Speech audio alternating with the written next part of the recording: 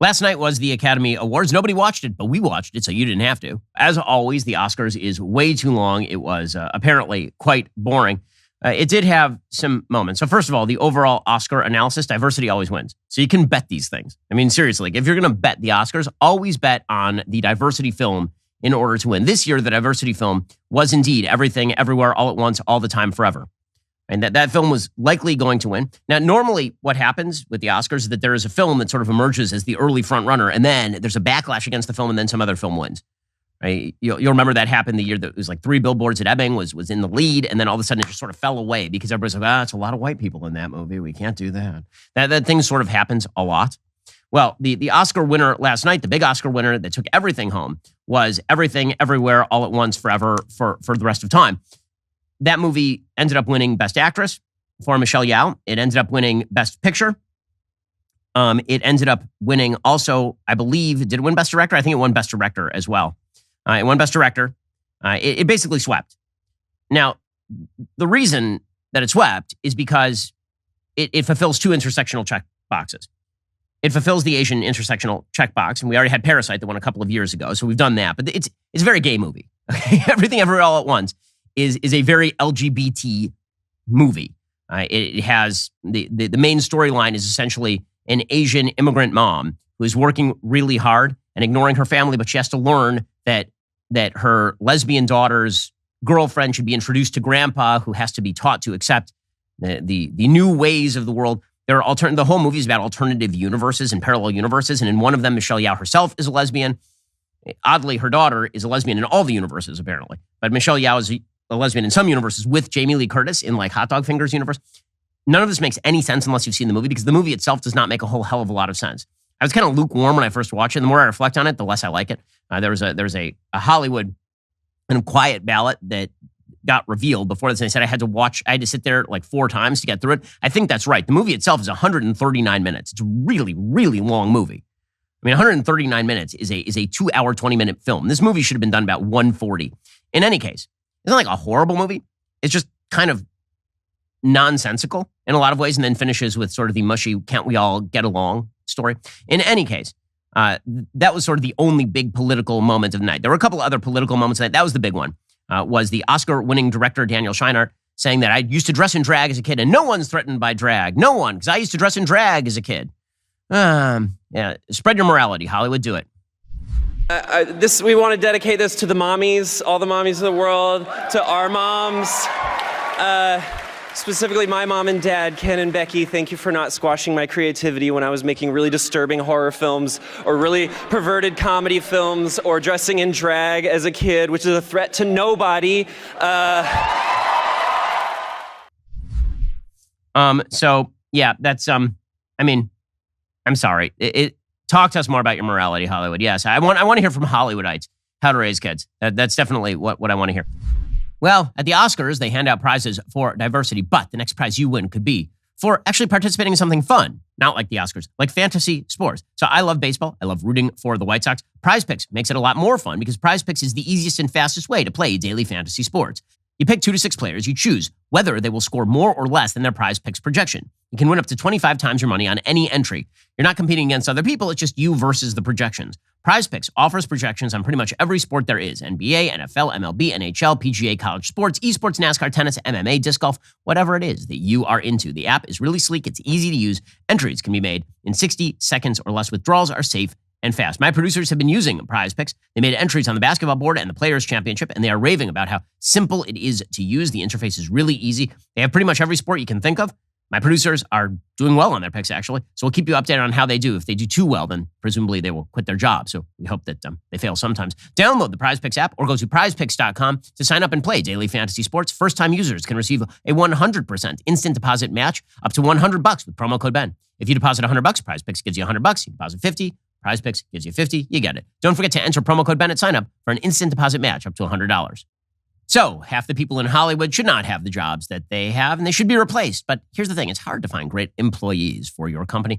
This is why you should check out ZipRecruiter. Not every role has to be difficult to fill because ZipRecruiter exists. ZipRecruiter helps you find the most qualified people for your roles fast. Right now, you can try ZipRecruiter for free at ZipRecruiter.com/DailyWire. ZipRecruiter's matching technology helps you find the most qualified candidates for a wide range of roles. If you see a candidate you like, you can easily send them a personal invite so they're more likely to apply. Their user-friendly dashboard makes it easy to filter, review, and rate your candidates all from one place. See why the majority of employers count on ZipRecruiter. 4 out of 5 employers who post on ZipRecruiter get a quality candidate within the very first day. Use my exclusive web address. Go try ZipRecruiter for free. Go to ZipRecruiter.com/DailyWire. That's ZipRecruiter.com/DAILYWIRE. We here at the Daily Wire have been using ZipRecruiter ourselves for years to fill a bevy of positions. This means that our employee base is constantly getting better. You should do exactly the same thing. Head on over to ZipRecruiter.com/DailyWire and try ZipRecruiter for free. That's ZipRecruiter.com/DailyWire. ZipRecruiter is the smartest way to hire.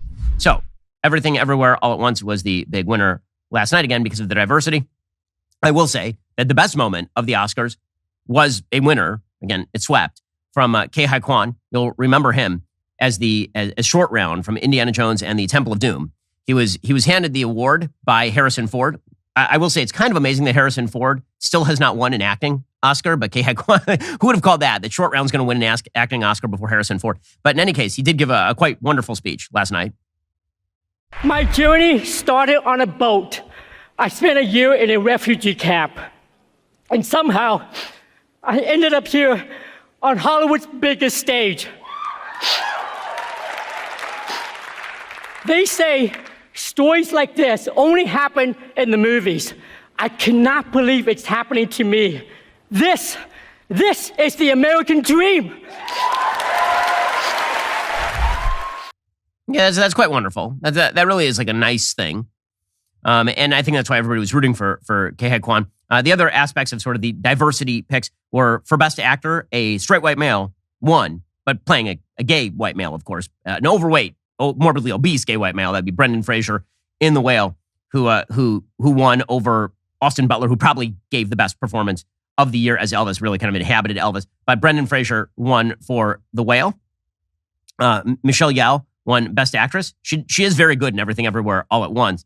The other person, but there was one person who just got kind of crapped upon for even being nominated. That was Andrea Riseborough, who gives, I think, a better performance to Leslie, but doesn't matter because, of course, diversity above all. Best Supporting Actress went to Jamie Lee Curtis, who's a big sweep, as I say, for Everything Everywhere All at Once all the time. Now, the big shutout here, and it's worth noting here, the big shutout here is Top Gun. So Top Gun, I believe, did not win a single award. Did Top Gun win anything last night? Top Gun, it won Best Sound. It won Best Sound, which, okay, Best Sound. It did not win Best Production Design. It did not win Best Film Editing. It did not win, by the way, it certainly should have won Best Film Editing. The notion that Everything Everywhere All at Once won Best Film Editing is absurd. Everything Everywhere All at Once needed to be edited with a chainsaw. But Top Gun Maverick did not win Best Film Editing. It did not win even Best Visual Effects. That went to Avatar: The Way of Water. This is a tactical mistake by Hollywood because in 5 years, nobody's going to be watching Everything Everywhere All at Once. It's just not going to happen. It's going to be a movie like Birdman or The Revenant. You know, things where in the moment, people are like, oh man, that's a great movie. And then no one ever watches it again. I know that critics fell in love with this movie.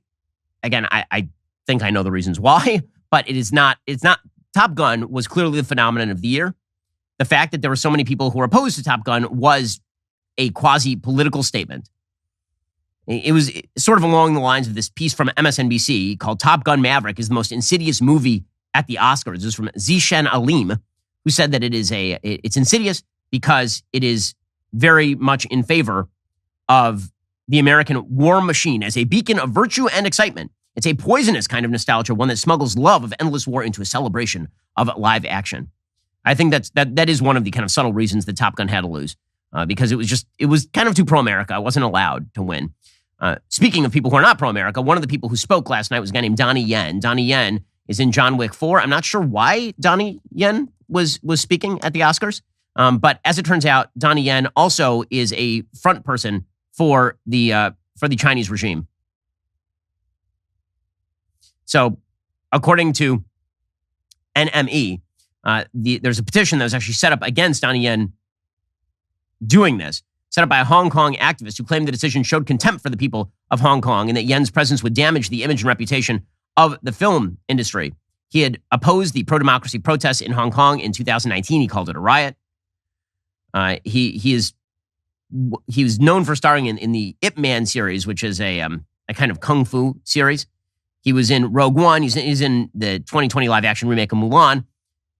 But he is, in fact, a frontman for Chinese positions at the Oscars. Again, not particularly shocking that the Oscars was perfectly fine featuring all of that. Overall, however, pretty boring Oscars. Jimmy Kimmel kind of hemmed it in. He didn't get too political, which I think the Oscars needed to do. It's not going to revive the Oscars. Not that the Oscars is still a flagging enterprise by the numbers. It's still going down and down and down and down. Again, the reason for that is because the big movies are the ones. The only two that really did like amazing business last year were Top Gun and Avatar, and neither of them really cleaned up at all. Alrighty, guys, the rest of the show is continuing right now. You're not going to want to miss it. We'll be getting to Anthony Fauci protesting. No one will ever, what could he be prosecuted for? Plus, we'll get into the mailbag. You have to be a subscriber, however, if you wish to have your question answered. So, if you're not a member, become a member. Use code Shapiro at checkout for 2 months free on all annual plans. Click the link in the description and join us.